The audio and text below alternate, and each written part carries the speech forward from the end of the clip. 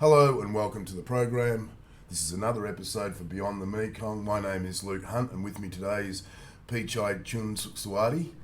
Pichai, welcome to the program. Pleasure to be here, Luke. You've had a hell of a history in journalism, the media in Thailand. You studied in Australia, Yes. which has given you a wonderful accent, I might add. And but you've been kind of at the top of the tree in the media game for a long time and a vocal supporter of free press. The highs and the lows. Had that opportunity, been very fortunate to be able to get into journalism. Just a very, very quick background. Yeah. I went to Australia when I was 13. That's young. Never traveled overseas, never been on a plane. My father said, you need to have an education. You're going to boarding school in Australia. And I thought, what the hell did I do wrong? But there I was, and I spent 10 years there, boarding school and university. And that's another chapter. Which Did you enjoy it though? I mean, there's a lot of mixed stories from people who went to boarding schools, and it's not everyone's cup of tea. Exactly. There were very few Asians there, mainly Malaysians. But you know what? I enjoyed it.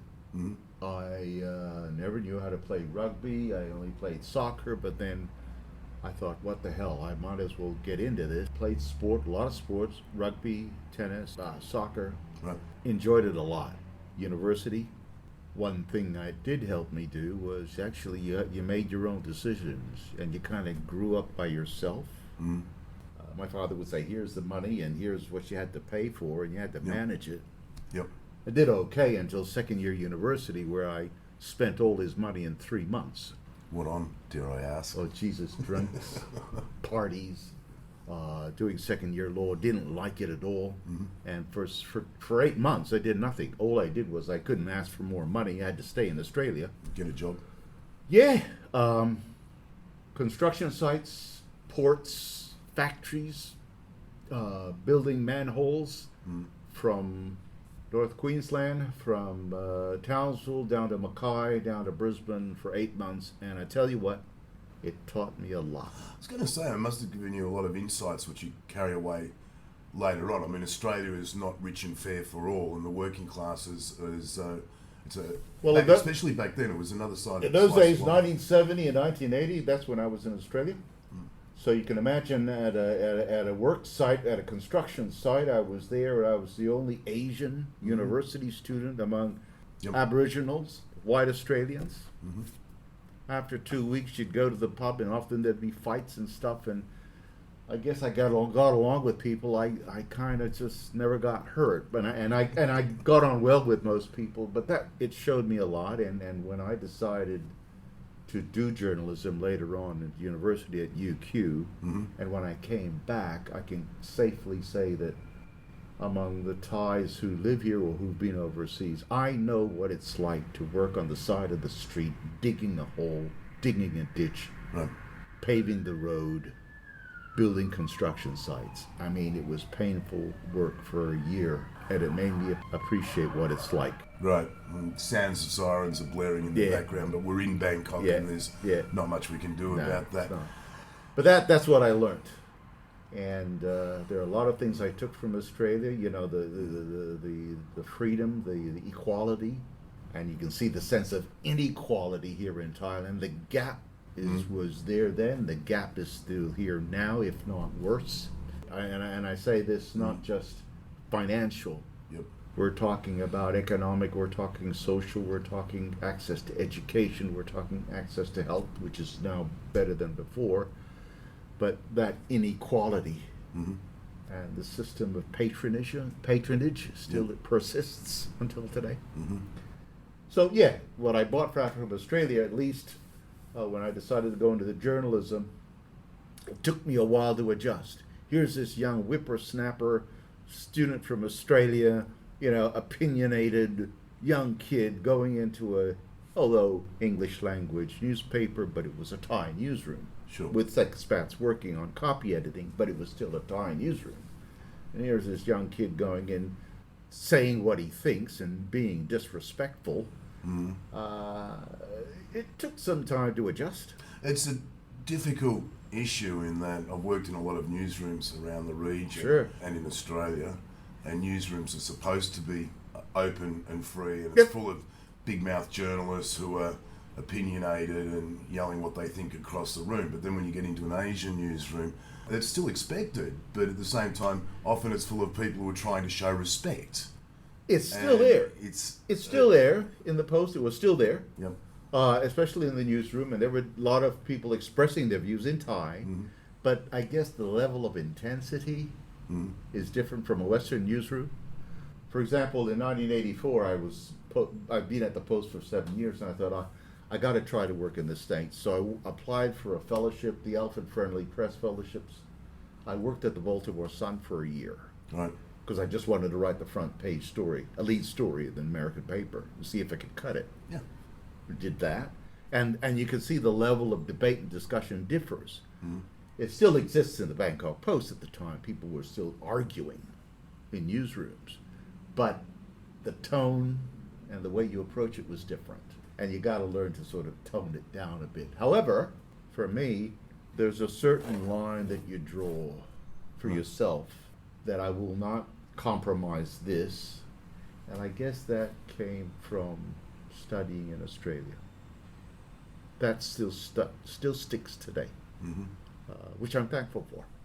Well, it stood you in good stead. The stories that have come out of Thailand over the years have been extraordinary, and particularly the politics. There's been one coup after another. How many coups have you witnessed? Oh, Jesus, I've witnessed...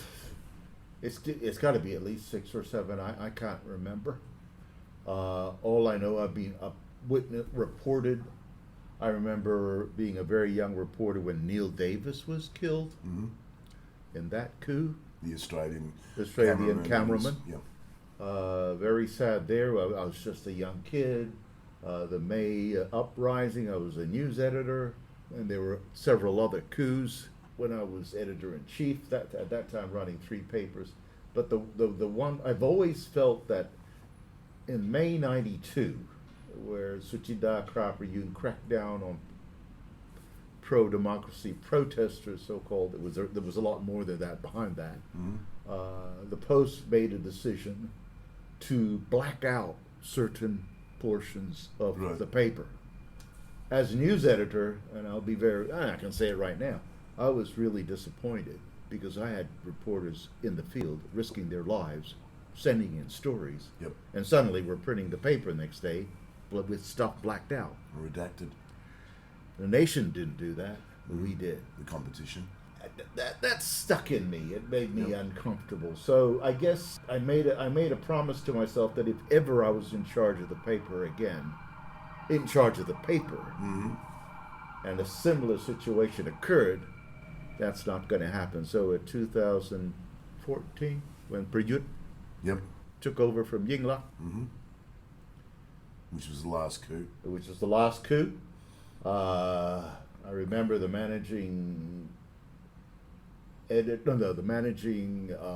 CEO came down to the newsroom and basically said to me, Pichai, what's our position? I basically said, we are against this coup and we're going to say it at the editorial. That's it. Got some calls from people to tone it down, but that was the position we took, and it was good that we took that position. We had to do our job still, which we did. Got called in a couple of times by the military. How are they to deal with when you're man in a room? Yeah, it's. I was editor for the Post for 8 years, and that time I had to deal with Thaksin directly. It was Thaksin 1, Thaksin 2. And after that, of course, there was various prime ministers. Dealing with Thaksin was an issue. That's another story all by itself. Sure. But with the military, with Prayut staged in the coup, I was called in, I think, twice by the national NCPO, and a general was there among the generals saying, Pichai, this story, blah, blah, blah. And I'm saying, look, if we make a mistake, if we get it wrong, factually wrong, I will correct that right on the page where we've made the mistake. But if it's about an analysis or a point of view, you've got to, have latitude. You've got different views. And there, we can differ. We will differ.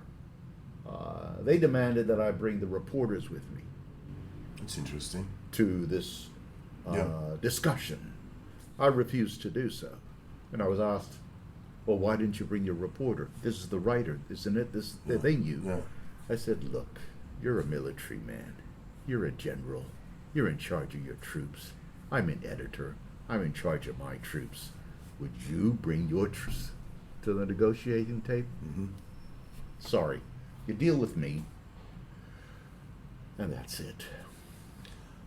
It's a brave attitude, which is No, but you do it in a way where you're respectful. sure. I wasn't banging the table. I wasn't pointing my finger. By that stage, I'd learned to, these are respectful people, and of course, you got to play your politics. My former chairman, Myanmar Priti Yator Tevukun, was also in the cabinet, and I played that card, and I said, my former boss is now in the government, and I understand what he's trying to do, and of course that tones things down. You've got to play the game. Do the cabinet ministers outrank the generals in Thailand? No, they don't. But in the sense, you see, Priti Yator was a classmate of General Prawit Wongsuwan. Mm-hmm. It helps. It helps. When I mentioned before brave attitude, I was going to lead into what I think has been some tremendous reporting coming out of Myanmar, or actually coming out of Chiang Mai, and it's very easy to jump on poor standards in journalism these days. But what's coming out of Chiang Mai in regards to Myanmar is excellent. There's a lot of very good reporting going on there, and I know you're a big supporter of them. My interest in Myanmar dates back when, even before Frontier Myanmar, Mm-hmm. the Post asked me to visit Cambodia and Myanmar to see if the Post could buy in Right. to the Phnom Penh Post, the Myanmar Times, and whether there was an opportunity there. I went with the managing director at the time. We visited. I visited a lot of newspapers, got to know them. And of course, you begin to realize very quickly that nothing moves left or right without the military saying yes or no in Myanmar. Yeah. And that still remains the case today. So I was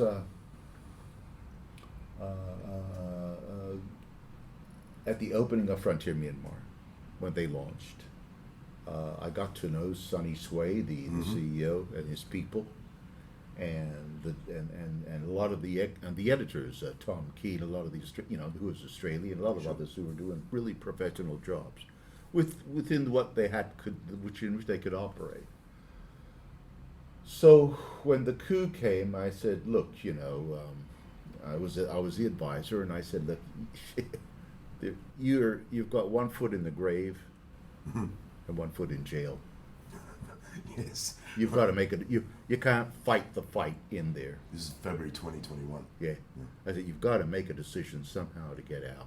Take a back step. Sometimes to move forward, you have to make a tactical retreat, regroup, go to the side, settle things down before you can do anything any further, because things will change. And fortunately, Frontier was able to get some financial support to relocate out to Chiang Mai. And I advise them on that. All I can say is that they're in Chiang Mai. Not everybody's there, of course, because there's a copy edit. You can copy edit from anywhere. A lot of remote subbing going on. Remote subbing going on. There's nobody in Myanmar now. Mm-hmm. But what they're doing is not just doing the long-form reporting, they're also monitoring. What I think that's really important is media monitoring. There's so many voices. There's the pro-military media, there's the military itself, there's the resistance, various groups. And it's all in Myanmar language. So what Frontier does is aggregates and explains people what the views are. I'm not saying we agree with that, but that's one of the things that we do. The other things that they do is that they do the in-depth stuff, which we still believe in. And that's remarkable the way they've done it, especially in the various developments since the coup, where internet is being cracked down on. There's a lot of restrictions. The problems of reporting certainly in the early days when we still had staff inside there. I live in this neighborhood, this suburb, for example, Right. and I want to report an incident in a suburb next about 5 kilometers away. I walk in there, and there's all these people wondering who this guy is. Is he a member of the military? Is he safe? Should we target him? This distrust occurs, and it makes it very difficult to report. And with the internet, you can't have face-to-face contacts with people anymore. It's really tough. It's a different approach. Yep. How it is in Chiang Mai and the reporting out of Myanmar, it's almost kind of an evolving model for how the media should conduct itself, I think, because the issues involved with distilling and filtering stories and presenting it to the public like this story is important, this is what matters. It's just getting harder and harder as mainstream media gets swept to the side. Everything's online. Social media has an enormous impact. Right. And this is where I think the guys in Chiang Mai are doing a very good job. And they recently won quite a few awards. They were named, they were recognized for being one of the top newsrooms in exile by the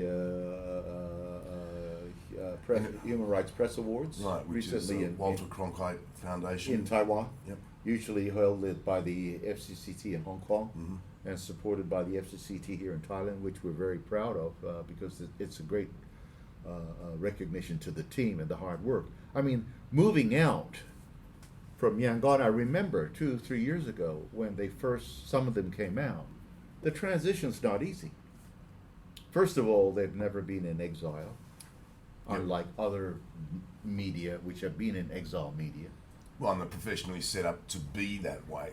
And they're professionally set up to be that way, not in an area run by the resistance.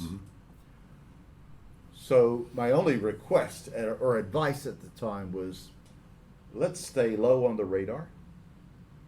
That means we don't write about Thai politics. We don't write about the monarchy. Right. But the rest, you do your job. I don't do day-to-day stuff. I provide assistance, advice. One thing we did decide to do is I set up a small company called Boomerang Network, and we set up a co-working space in Chiang Mai called Greenhouse, a place where we thought, okay, it could be a place where startup media, NGO, human rights groups, because there were a lot of people coming across, could meet there. Workshops could be held, training sessions could be held there. There's a coffee shop and small restaurant which serves Burmese food, so that you know the Myanmar people who have moved across can at least find a place where it's a home. That's separate. That's a company which we've set up. Separate from the news. It's kind of funny politics between them as well. I'm just back from Mae Sot and across the Burma border. Right. And Mae Sot is that town on the edge of war. It's on the border. There's a lot of trade. There's soldiers coming over who are battle-hardened and wounded and refugees and that. And they kind of look at Chiang Mai as this intellectual, political place with a little bit toffee, a little bit. Yeah.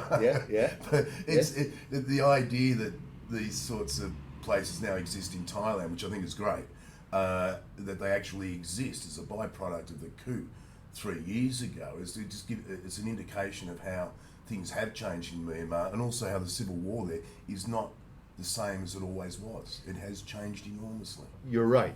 I remember covering, as a young reporter, being sent to cover the border fighting between the Karens and the Burmese troops in Mae Sot. I spent 6 months along the border there, and it just struck me and said, what's changed? The question mark is what's changed. You've got the Karens holding certain territory, Arakan, this part, that part. I guess the main difference this time is this: they're holding more territory. Yep. There is a certain definite determination that they don't want the military for sure. That's gone, mate. The idea that the Burmese military has a special place in Myanmar, that's gone. That for them, it's gone. Yep. There is a sense of hope that the Burmese military will topple and fall. I'm sorry to say that's not going to happen soon. Look, Thailand will follow its foreign policy to make sure there's peace along the border. It will do its deals because we've got a long border. Sure. At the same time, we've got this long relationship between the Thai military and the Burmese military, and that's going to remain intact. Okay, the Chinese, as long as their business interests are okay, keep the peace there, keep it going. Thailand still needs energy from Myanmar, but the question is what happens. The resistance, they've got more space, they've taken over control of more, but they're not able to topple the military. The only way the military, the current junta, can go to pieces is if there's a coup inside. Which is possible. Yes, but what sort of coup? If I want to get rid of Min Aung Hlaing, I will put him on the sideline. You just stay off. I bring somebody else up. Don't forget, military are like always. Yeah, They keep together. Yeah. They've got the financial consideration and interests and benefits and resources to share amongst themselves, unless there's a real big split. Min Aung Hlaing could say, okay, you get sidelined, you stay quiet, you don't do anything, we bring somebody else who may do a different approach. But to actually topple and dissipate, I don't see it happening. Not especially when, for example, since the coup, we've had what? Ukraine. Yep. We've had the Middle East.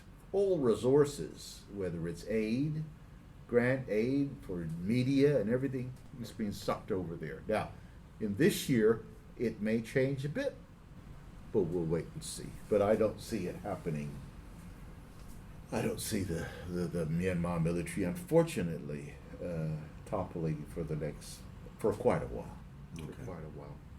Closer to home, the return of Thaksin Shinawatra Yes. has created a lot of headlines. He's I guess, an old sparring partner of yours in some ways. But, a lot of news pages been dedicated to him over the decades. Yes. When I was editor, he was a leader of the Thai Party.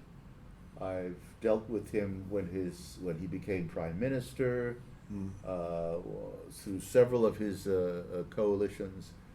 Initially, the relations were good. However, relations with the post soured for a number of incidents. With the coverage that we did, at one point I remember with Kun Suranandvechachiwa, he was the spokesman of the party, and he was a minister attached to the Prime Minister's office. We had a lot of discussions and debates about how stories were should have been played or not played, and but Suranand and I are still friends even until today. We still talk mainly because we are more concerned about where the country is going. I'm not a journalist anymore. He's not a politician anymore. But we talk a lot about what should or should not be in Thailand now. With Kun Thaksin,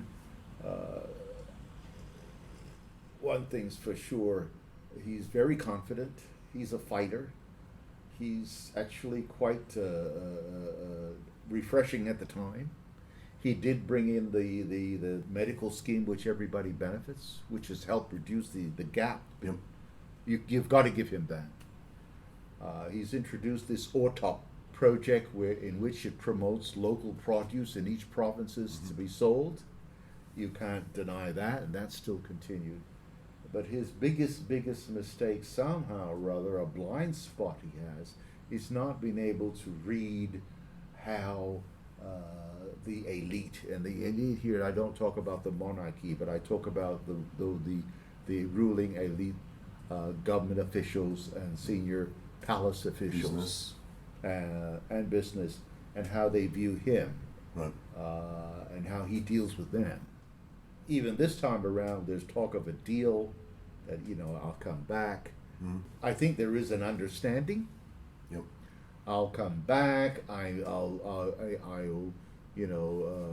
get my pardon. Blah blah blah. But there's no deal done in great detail of what you're. Does seem quite skimpy in that. Yeah. Hey, he's back. And, I'm back. But the problem is this. Mistake number one. I came back, but I never served time in jail. Not one day. Meanwhile, all my red shirts and all my other mates have served time for years. And people are saying, well, here's the double standard again. Okay? Now, you can say legally and all this sort of stuff that the corrections department, the justice ministry have done everything by the book, but people are not stupid. You came back, you did not spend one day in jail. You went to the corrections department, you went to the hospital, and that's it. You come back, you go home, you get a suspended probation. But then you start going out, meeting people. He's been running up and down the Myanmar border, offering himself to support, to sort the Myanmar problem, seeing Anwar Ibrahim in Phuket, right? Blah blah blah. Hun Sen, Hun Sen. He was a economic advisor to Hun Sen 10, 15 years ago, and now they're kind of back holding hands. Neither of them are prime minister, but they do see themselves as, I don't know, elder statesmen of these countries where they should have a greater say than perhaps they. All of a sudden he's been ill, now he's doing all of this, and of course this has done is ignited all the people who were against Thaksin before, the yellows and the reds, and nobody wants to go back there again. Right. Nobody wants to go and have these protests of the yellows and the reds. Nobody wants that. At least we've learned that. This movement that he's had saying, so what have we got? We've got a new government who's not been able to do anything.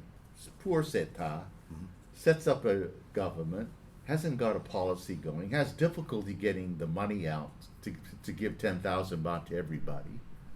Next thing you know, he's got cabinet resignations after he announced the cabinet, and now he's got a case against him, Pichit Chunban of his minister attached to the Prime Minister's office, himself could lose his job if the Constitutional Court finds him at fault for being unethical, and now Thaksin with the indictment. Yep. What this is really saying, which was announced yesterday, is Thaksin, you better tone it down.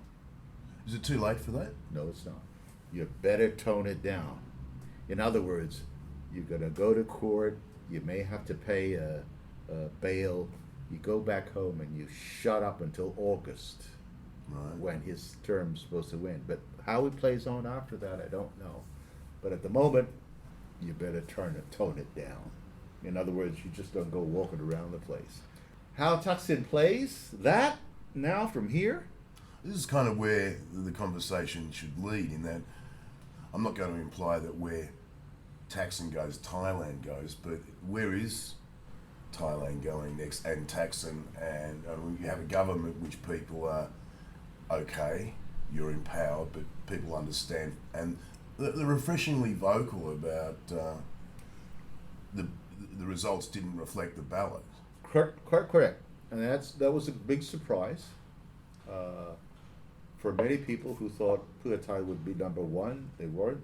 Move Forward were, and of course what happened, the judicial and administrative process cut the legs under Move Forward, which was expected, because Move Forward represents serious change.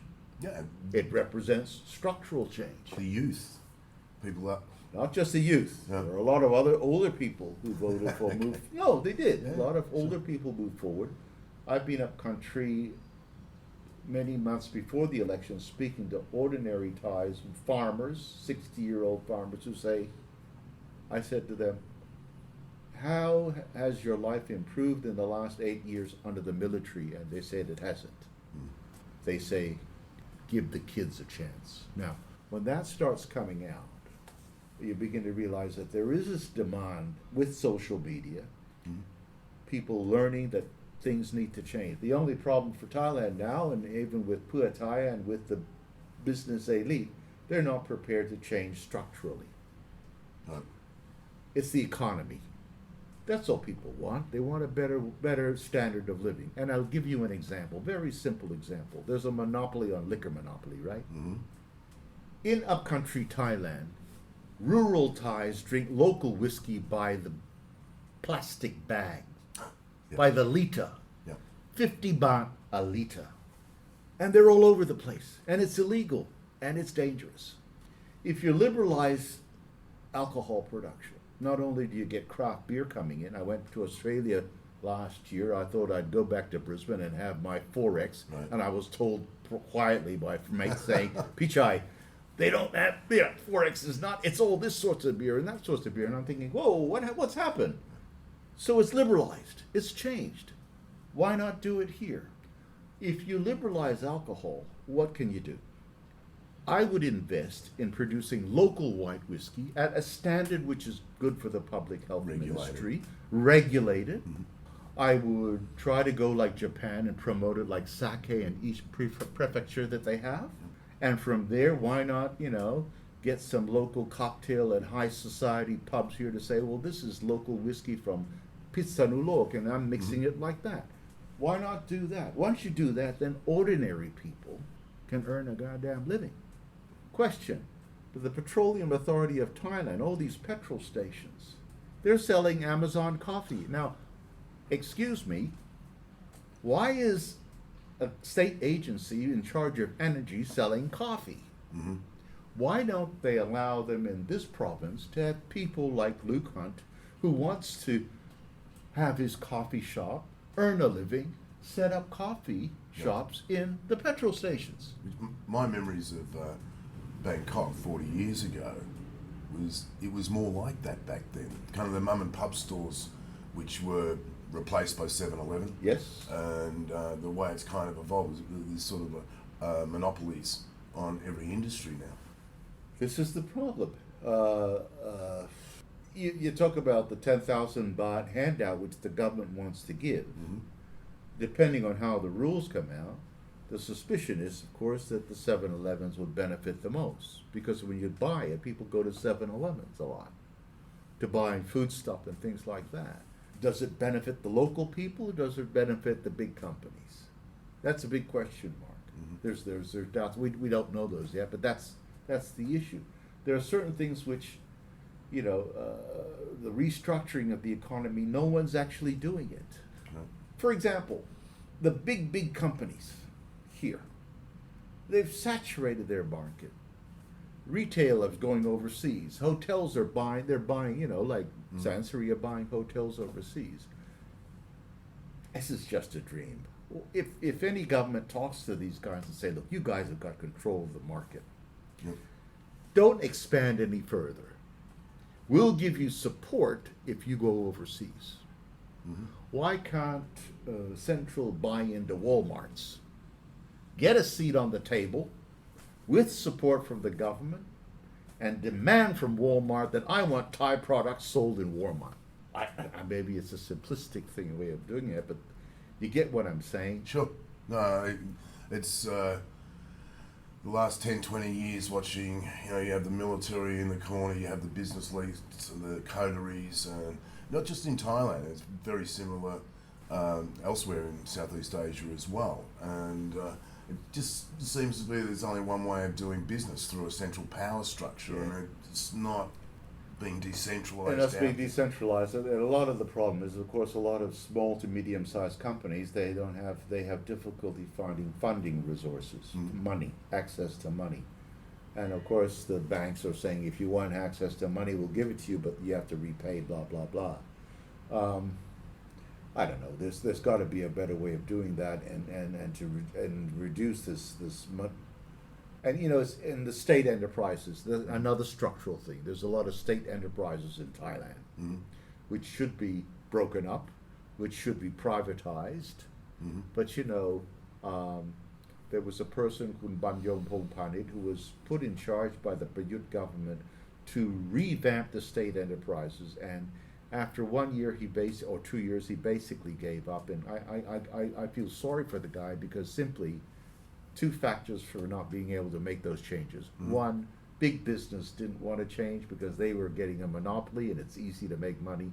And two, government officials involved in those state enterprises didn't want to change because they were also benefiting from the system. So there you have it. I mean, those structural changes needs to be happening, and move forward are making the right noises. But you got to learn how to be a little bit patient. You've got to learn how to work with government officials. It is what it is. Right. The final question. for the next 5-10 years. How are you, Pichai, going to fit within this brave new Thai world?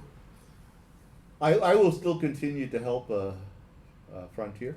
Mm-hmm. At the moment, I do consultancy for ASEAN for the last 7-8 years. I hopefully do that. That's another conversation, actually. But yeah, I bring 30 editors and deputy editors to meet the ASEAN chair, which rotates once a year. Try to get them to sort of understand each other. I'm thinking of putting my thoughts and my experiences down on paper. You should. There's definitely a There's book in there. I think from a personal perspective, as a former editor, not only running the paper but also being in management, having dealt with a number of prime ministers, a number of businessmen, there are stories to be told. The question is, how much can you write? I was advised, write everything down and then have a good editor to look through and see what you can or cannot publish. It's one way of doing it. That's what I don't know how to do It's it. still a lot of work. Oh, it's a lot of work. It's a lot of work. The reason which prompts me to thinking of doing that is because for the last 10 years, the Thai media there used to be a lot of big Thai media groups. They've all lost the plot. Mm-hmm. They didn't see how social media and the internet would affect them. Long story short, we thought that, one way of countering the decreasing revenue from advertising is to go to television, which a lot of companies did. I know it's costly.